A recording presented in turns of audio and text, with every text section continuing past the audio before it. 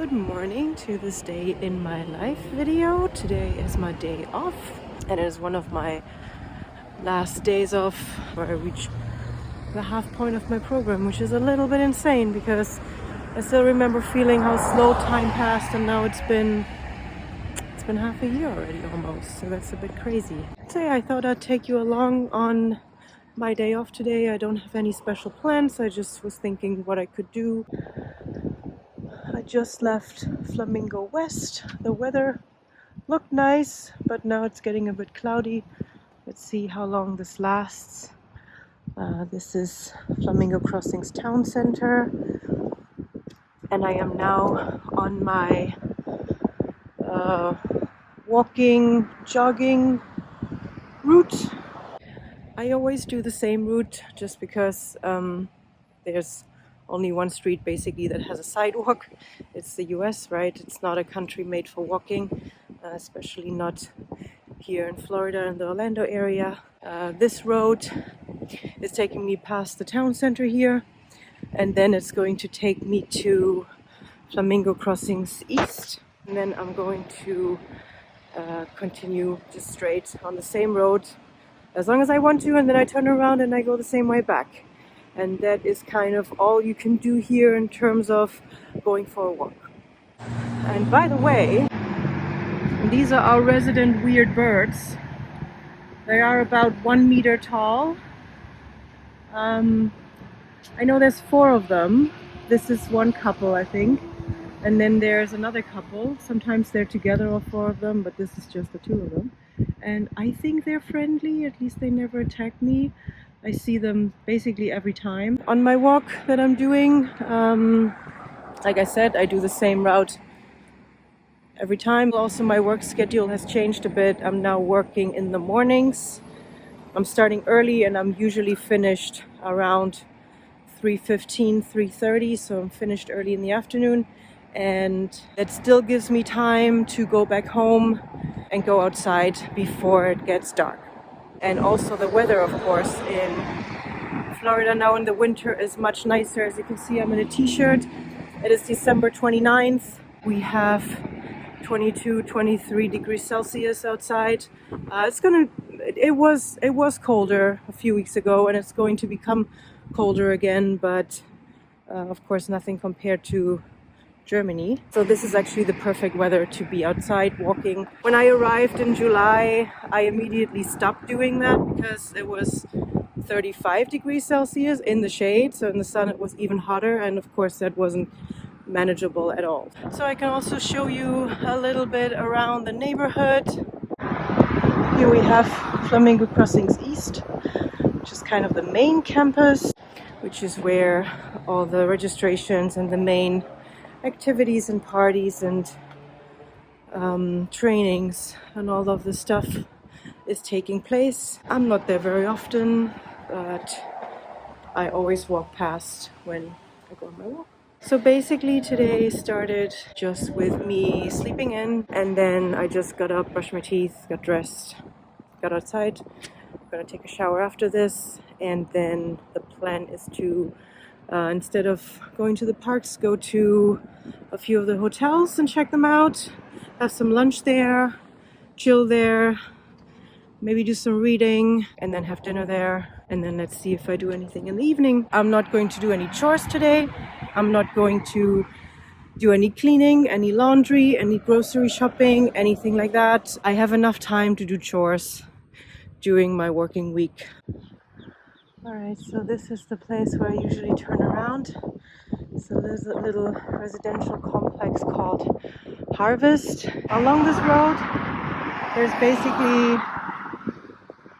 lots of little residential areas that all have their name and their unique, they all kind of still look the same, but their specific style of architecture of their buildings.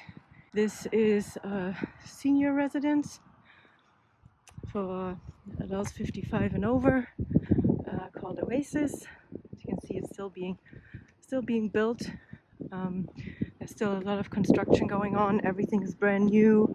Everything looks a little eerie because yeah, it's still, the houses are brand new. Not many people are already living there. And in between, there's still just a lot of undeveloped land and swamps.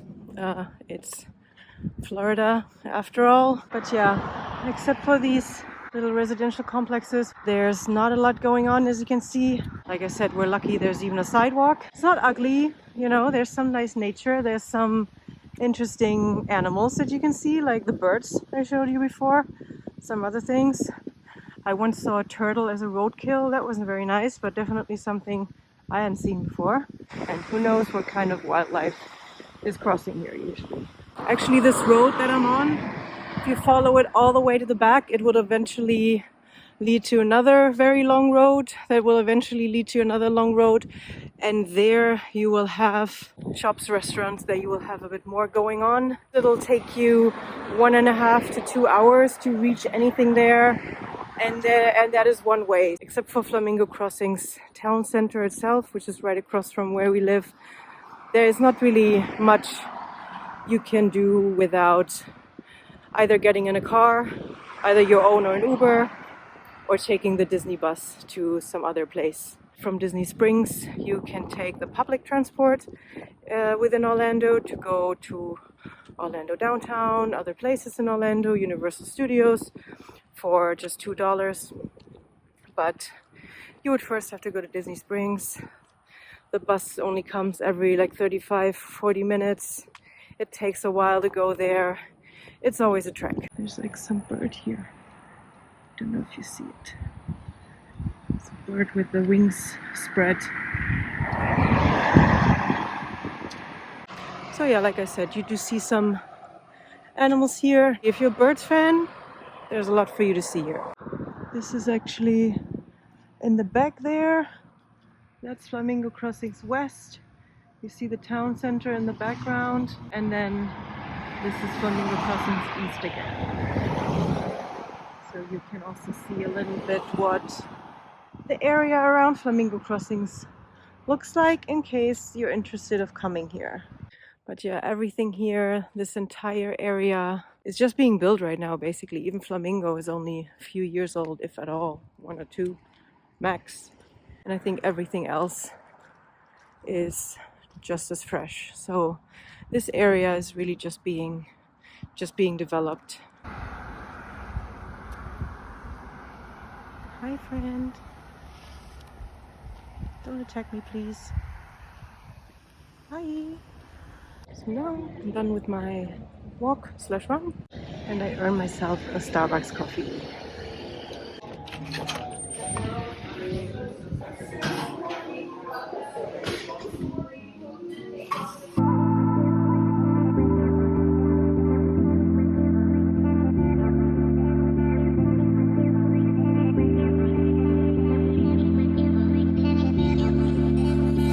So I am here now at Wilderness Lodge. Behind me is actually one of the few remaining resorts I have never visited before, so I am very excited. The theming, obviously, as the name suggests, and as you can see, is basically a lodge in the forest, like you could imagine in a national park, for example, a ranch, things like that. And I am expecting a nice lobby with a fireplace where I can maybe sit and chill and read a book. But first I want to have lunch at Geyser Point, which is the pool bar here.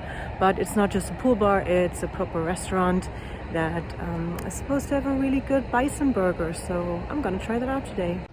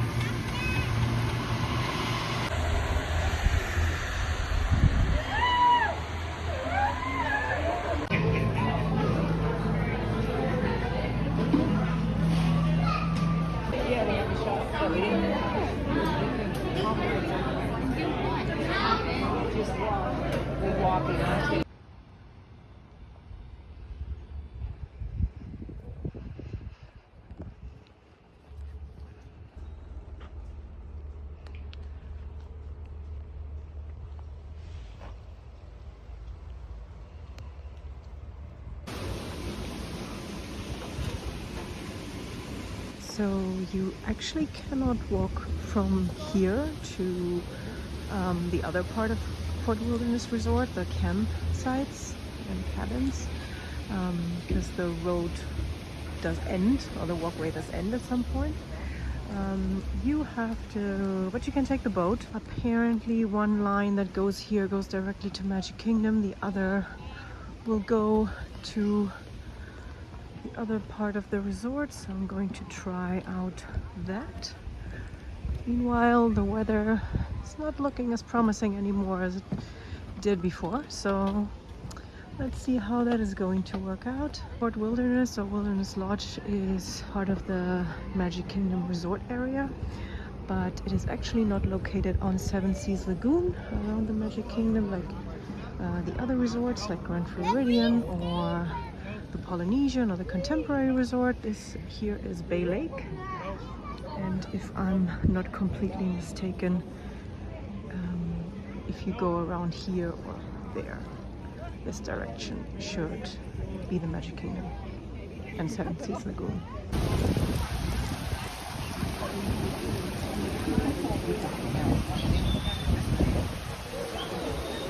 Campground first, and then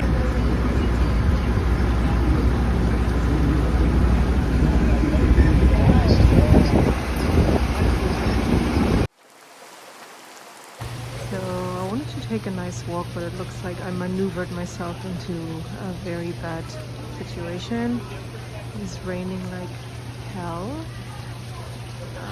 and there's no way to get back here really, except, you know, taking the boat again. I think there's buses, probably, I don't really know where.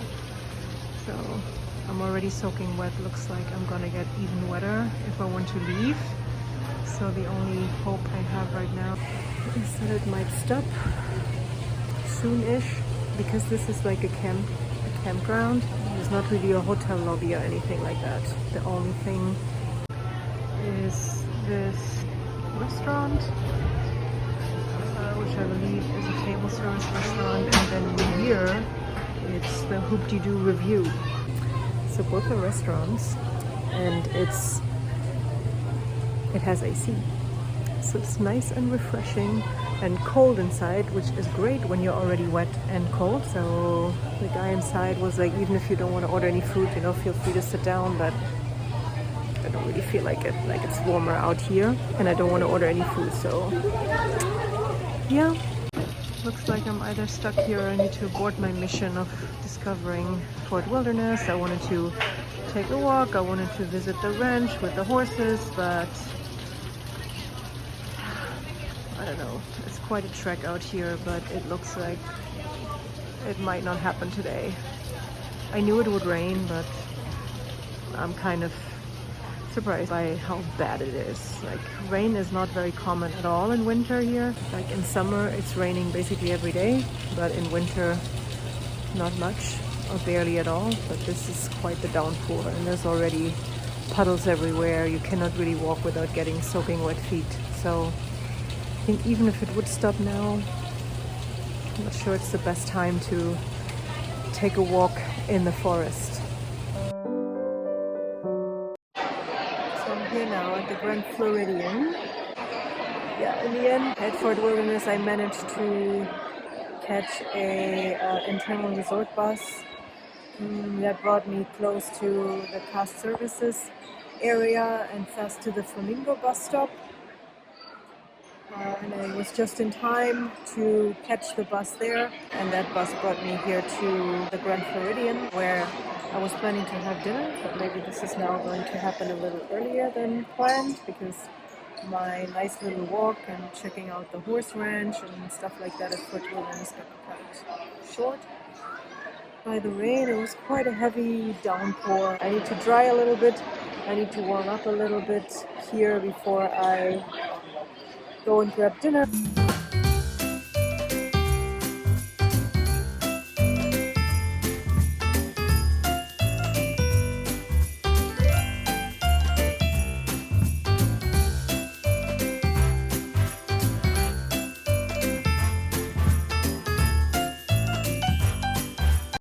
So after After Geyser's Point bison burger for lunch, the next must-eat for dinner is the mac and cheese at Gasparilla Island Grill, which is the quick service location of the Grand Floridian, which is the most expensive and the bougiest of the Disney resorts, as you can probably see. And Gasparilla Island Grill is the quick service location here. So I know the quick service experience at the cheapest Disney hotel. I'm very curious what the quick service experience at the most expensive Disney hotel is going to be.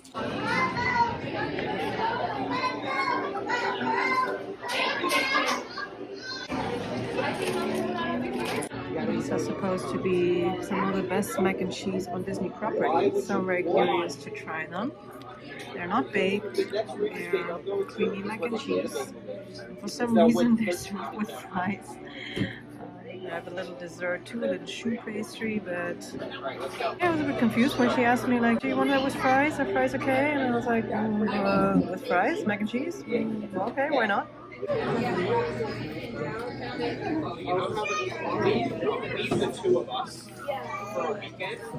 Pretty good. Way overcooked, but they always are. But they do taste pretty homemade, as they're supposed to be. And the cheese is nice, not offensive. Like sometimes you have mac and cheese that are so weirdly fake, cheesy, not good, but these are pretty good. If you're a mac and cheese fan and you're so far a bit disappointed by the mac and cheese you get here, these are good.